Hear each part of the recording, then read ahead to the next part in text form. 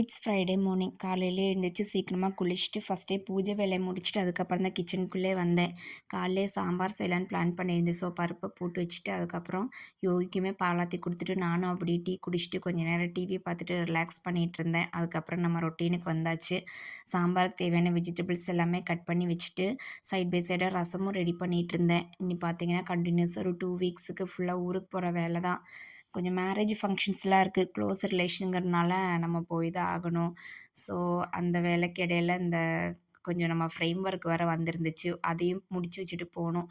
இல்லைன்னா போயிட்டு வந்து ஹரிபரியா பண்ணுற மாதிரி இருக்கும். அதனால இந்த ஃபோட்டோ எடிட் பண்ணுறது அது எல்லாமே நம்ம ஊருக்கு போகிறக்கு முன்னாடியே ரெடி பண்ணிடணுன்ட்டு காலையிலேயே லஞ்சு, பிரேக்ஃபாஸ்ட்டு எல்லாமே சைட் பை சைடாக போயிட்டு இருந்துச்சு. லஞ்சுக்கு பார்த்திங்கன்னா சாம்பாரே தான். சாம்பார், ரசம், வெண்டைக்காய் பொரியல். காலைல பிரேக்ஃபாஸ்ட்டுக்கு மாவு இருந்துச்சு. ஸோ தோசை ஊற்றி சிம்பிளாக முடிச்சிடலான்ட்டு அந்த வேலையும் போயிட்டுருந்துச்சு.